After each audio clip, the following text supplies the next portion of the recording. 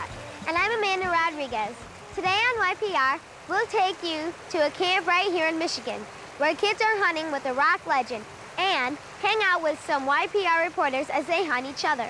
We'll also go behind the scenes at a local radio station and find out how potato chips are made. But first, we're here at Pirates Park in Flint, where you can have some good, clean fun.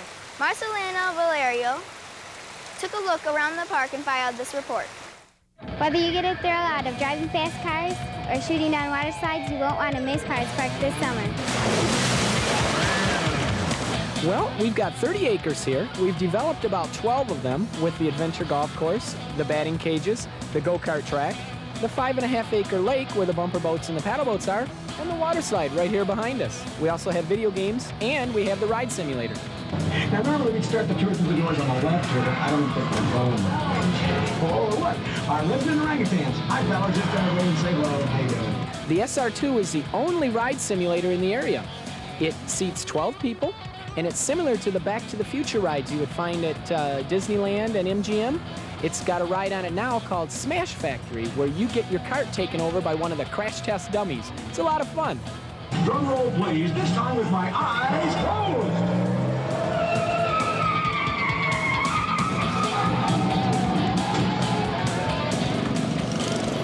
The go-kart track is the only over and under figure 8 track in the area. The carts run about 16 to 20 miles per hour. Our adventure golf course is built on 2.5 acres here into the side of the hill. With the hot summer weather, we can't forget the water ride. You can bump and splash your friends and family when you take a ride in the bumper boats. You can also take a cool zoom down one of their water slides, which are 35 feet tall and 220 feet long. And after a full day of fun, you can take a break at the snack bar. At Pirates Park in Flint, I'm Marcelina Villareal reporting for YPR. This summer, a lot of kids will be relaxing, but a few will stay quite active, like the subject in our next story. Becky Britt met up with a local boy who will be doing backflips this summer. He's got a wonderful sense of humor. He's a good student, a great athlete, and a wonderful son. He's got something different than any other male gymnast I've worked with in this gym, and it's something inside him, some inner sense of rhythm and form and swing and perfection, you know, that comes from deep within him. This is Luke Bottke. He's 12 years old, and he's a 3-time state gymnastics champion. Luke was introduced to gymnastics after a babysitter told his parents that he might be good at it. We sent him to gymnastics when he was about 6 years old on the recommendation of a babysitter who said he did better cartwheels than the girls. And it was our decision then and not his. And it was the wrong decision. He dropped out. 3 years later, while watching the Olympics, Luke decided to take another shot at gymnastics. It was my first season, and I didn't really have much experience or anything, and I thought there was people better than me. Luke improved quickly as the season went on, but by the state meet, Luke was still not really sure of how good he was. I was on floor my last event, and everyone was saying that I got a perfect score, and I didn't know why because I didn't think it was that good. Luke won the all-around that year, and ever since, he has been doing very well, even though he still has his doubts. I'm really proud of how I've done. When I think about it, I don't think I'm that good, but then I guess I must be pretty good to have all those medals. Luke is very good at all the events, but his favorite is floor. We asked him what it feels like to perform. Like when you tumble and you do like flips and stuff. If you tap it right and like on dismounts and stuff, I think they're really fun. So you can just like, feels like you're just like floating. He's not a basketball player, he's not a baseball player, you know, he likes to be in the gym, he likes to be flying through the air.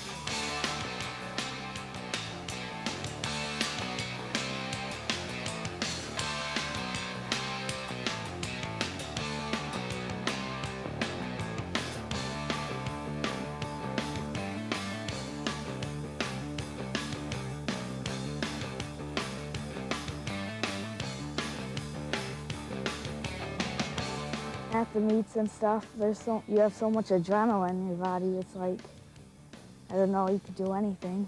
I see a great future for Luke. I see him doing very good next season, And throughout his USA gymnastics career, I see college coming along easily for Luke, and I would dare to say I'd like to see him go to the Olympics someday. I think it's a reasonable dream for Luke.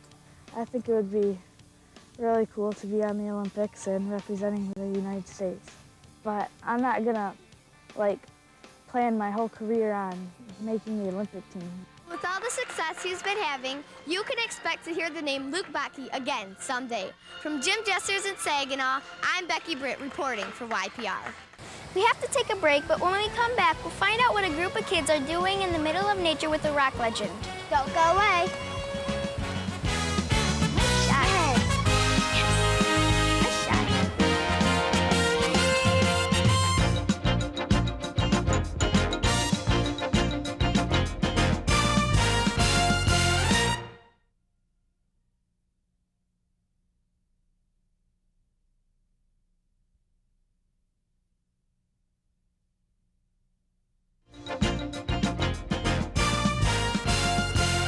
What do you get when you mix a group of kids, the great outdoors, and one big-time rock and roller who's delivering a message other than music?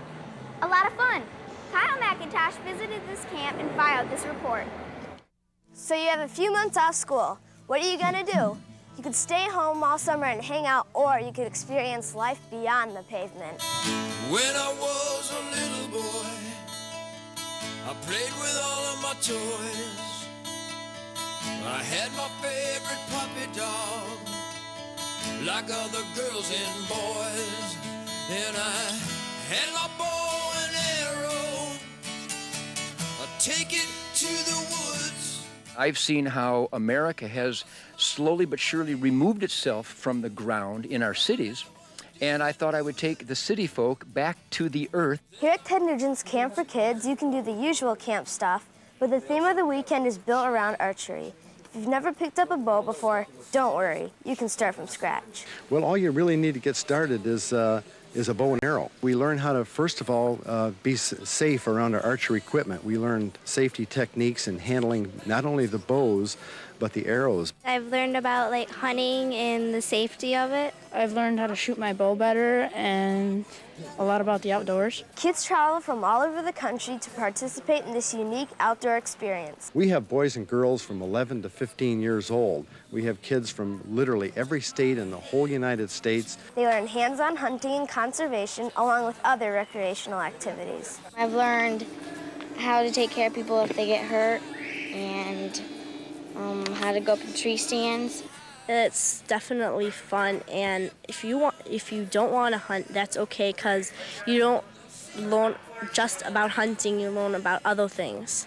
Well, kids nowadays have an awful lot of choices. There's a lot of choices that are less than ideal, and I know that every time a child goes into the outdoors and learns about nature and learns that the quality of our air, soil, and water will determine the fulfillment of our life's dreams, that's a lesson that could be missed if it weren't for camps like this. The campers learn about archery, but more importantly, sportsmanship. But it's Ted himself who delivers a very important message during his presentation. And how do I know if I'm doing the right thing? Because there's these 10 rules called the commandments.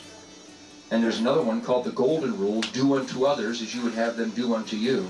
And then there are laws so that we are safe. He focuses on self-esteem, family values, and a strict code of discipline and ethics as the basis for the hunt and life in general. Everybody goes, wow, Ted, you've been to all the most exciting places in the world to hunt. What's your favorite? And I said, wherever my son's with me. Ted also weaves a strong anti-drug, anti-alcohol message into his presentation, encouraging kids to experience the natural highs that are found in an outdoor lifestyle. If you're going to feel alive and feel a little cocky, Clayton, you've got to be in charge of your life.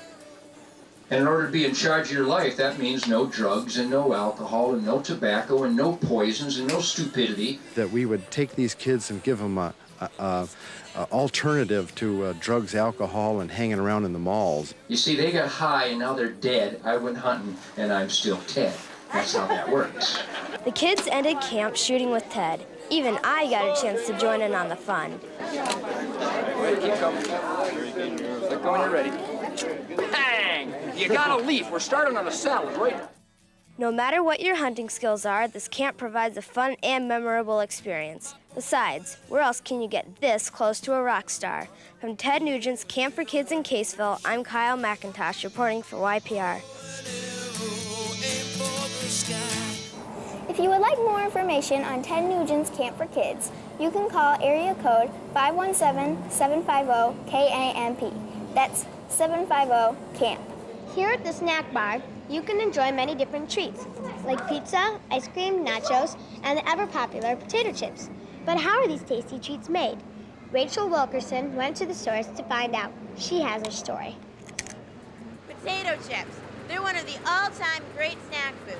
Today I'm here at the Better Made Factory to show you how to make potato chips just like the pros.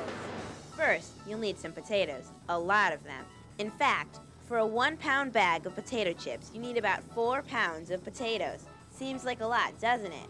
Get a truck to deliver about 50,000 pounds of potatoes to your house. Wherever you get your potatoes, you'll need to wash them, which means you'll need one of these. This gets rid of all the stones and dirt. Once they're clean, the potatoes need to be sliced with one of these. A blade like this one slices over 3,000 pounds of potatoes into paper-thin slices every hour. After washing them again, to remove starch, you'll need a giant fryer like this one. It holds over 8,000 gallons of vegetable oil and turns out over 1,500 pounds of potato chips each hour. From there, you'll need a large shaker like this one. To cool them, shake out the smaller pieces and allow you to pick out the bad chips. Once you've done all this work, you may as well bag them. The bags come in rolls and they're folded into tubes, filled from above and sealed before they're boxed and sent to a huge warehouse. From there, you could distribute them to stores. With the amount of chips that are made here, it might be easier just to go to your local store and buy them. From the Better Made Factory in Detroit, I'm Rachel Wilkerson reporting for YPR. If the brand name Better Made doesn't sound familiar, it's because the company is known as Made Right in this area. We have to take a break, but when we come back, we'll go behind the scenes at a local radio station. Don't go away.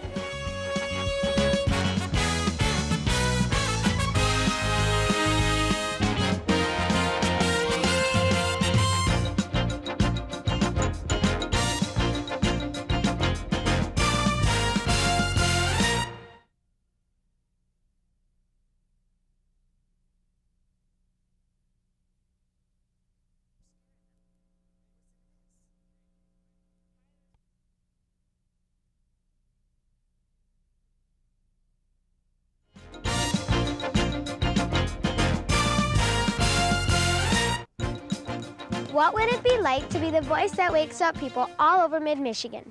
Katie Prast spent a morning with a dynamic duo who are doing just that and filed this report. They're a part of many people's lives. They wake up lots of people, have breakfast with thousands, and even travel to offices and schools all over town. But you probably don't even recognize them. That's because most people only hear them. They're morning radio hosts at one of the most popular stations in the area. 102.5 WIOG, the best hits of the 80s and 90s. It's Mike and Mindy. Welcome to Wednesday, 7:49. Variable cloudiness today. As host of the morning show at WIOG, part of the excitement and magic comes from working together, live and uncut. The name of the game is High Low. Hi, it's me, your pit boss, Mike. And there she is, our high-class showgirl, Mindy. Hiya, honey. How you doing this morning? Mindy is an incredibly gifted human being. She's that human sound effects machine. She's a pretty strange woman, don't you think? We have a lot of spontaneity. I think she's an interesting person to work with. What's it like working together? It's just look at him. That gives you a good idea what it's like to work with him. He's crazy. He's really fun. He's got lots of fun characters. He's spontaneous, and we have a good fun time. We laugh every morning. Mike and Mindy work well together, but what happens when they make a mistake? We never make mistakes. We don't make mistakes. That's why we have editing. We practice a lot before we go on just to make sure everything is clear. We know what we're going to say, and if we make a mistake, Mike's great at covering for me and himself. So what advice do these pros have about getting a job in radio? Don't. Don't. You know, television works much better. Look, I mean, you're making much better money than we are. You're in a much more prestigious position than we are. You look better on camera than we do. That's why we have faces for radio. If it's something you want to do it. I think that you got to do what you love, follow your heart, follow your dream, and don't focus on money in life, because if you're doing what you love, the money's going to come. But is radio a good career? Yes, it is, because it beats working for a living. If you don't mind getting up early and you love to have fun, it's a great job. If you really like it, go for it. When I was a kid, I always had this fascination about radio. Believe it or not, when I was like 4 or 5 years old, I used to think a radio station was this huge building, and that every group that performed actually was set up in the studio. They do the song, and then, you know, they would leave, and then the next band would come in and set up. And I really thought that that's how that worked, until I actually walked into a radio station in Chicago, and there was this room that's really not much bigger than the room we're in right now. And I said, that's it? That's how it happened? But I used to mimic disc jockeys when I was a kid, and I used to talk into a toilet paper roll. You know, it's amazing with what you can do with one of these toilet paper rolls. You know, you put it against your mouth, and all of a sudden you become a real radio guy. Of course, a bigger tube makes these kinds of sounds.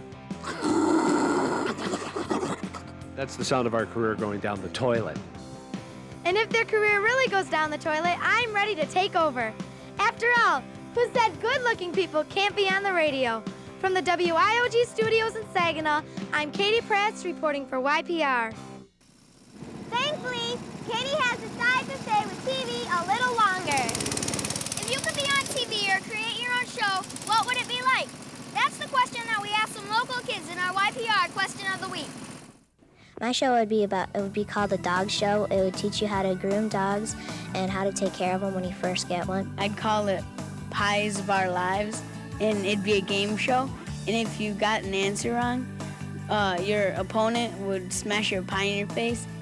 I'd make a TV show about mechanics because I like to build things. It would be about a bunch of students who play tennis all the time because I really like tennis. My show would be about a turtle and a dog because my dog really likes turtles and like messes around with them. It would be about sports, mostly basketball because I like sports and basketball and because I think more people need to know about sports. I'd make a show about spider monkeys because they're really cute and lifelike and they're really fun to watch. I would make a TV show about animals because I think it would be really important for people to know more things about animals, especially extinct ones like manatees. My show would be about bats because I really like them, they're cute, and I think more people in the world really hate bats and they should know that they're nice. My show would be like a high-tech show in the year 3000 because I think we should know what's in the future.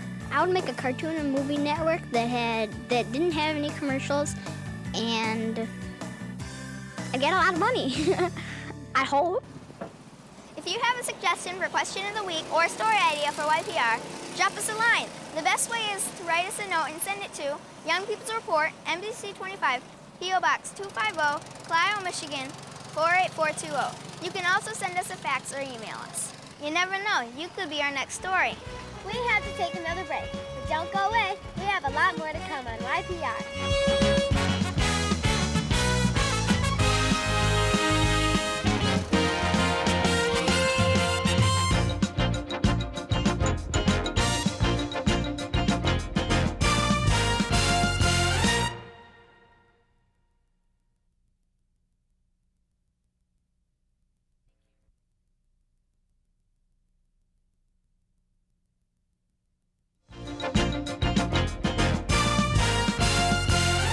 Every day, you see models advertising this brand or that product.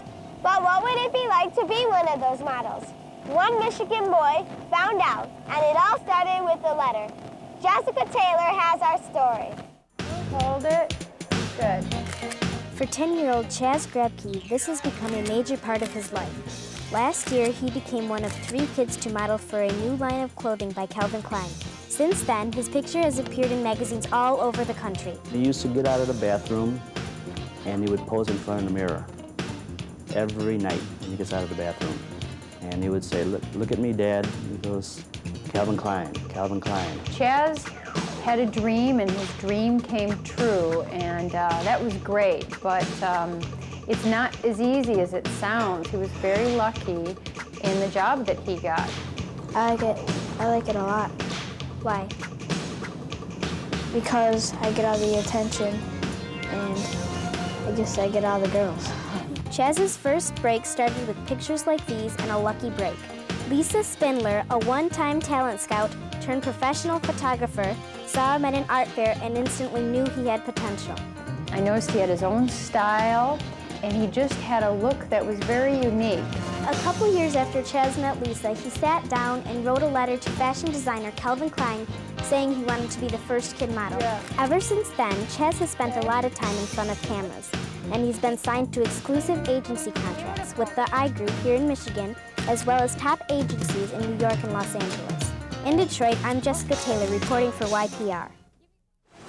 Picture this: a dozen YPR reporters, 2 teams, and hundreds of balls filled with paint flying through the air. What you have is a very fun game called paintball. Sara Martinez took our cameras along for the fun and filed this report. It's a game of skill, a game of strategy, a game of speed, a game in which everyone is on an equal playing field. This is paintball, and it's slowly growing in popularity. Back in the 1980s, the cattle industry and the forest industry used them for the guns for marking cattle and marking trees. From there, a bunch of guys just got the guns and invented the game. It's a very exciting sport. It's like a game of tag, only you can touch somebody from quite a ways away. A paintball is a small gelatin capsule that's similar to a vitamin or a gel cap that you would get in the pharmaceuticals. It's a mixture of like a waxy dish soap type fill with a color to it, and it has a soft plastic shell on the outside. When they hit you, they break and mark you. There's no headshots. Everybody has to chronograph their guns down below 250 feet per second. You can't shoot anybody within 20 feet. And just safety is a real important issue. Okay, can I have everybody's attention? We're gonna have a little safety meeting. First thing that I'm gonna talk about is your mask. This is to be worn all times. Anybody who takes this mask off is gonna be out for that game. Cover for me.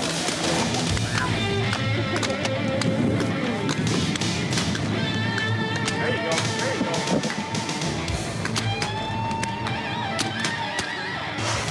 Even though everyone was having a lot of fun, they all said the same thing about getting hit. It stings for about the first minute. I like the thrill of not knowing when you're gonna get hit, because you could get hit almost any time. It hurts when you're not expecting it really bad, and it'll still hurt if you are, but it just stings for like the first few seconds, then it'll go away. I don't really know. I was never hit, but from what I've heard, it just hurts for a little while and then it goes away. The other team is somewhere over there, and hopefully if I run out quickly, I won't get hit. From Swan Creek Paintball and Supply near Saginaw, I'm Sara Martinez reporting for YPR. If you would like more information on paintball, or if you would like to set up your own game, you can call Swan Creek Paintball and Supply at area code 517-781-1416. That's all the time we have for this week. Thanks for joining us. Have a great weekend.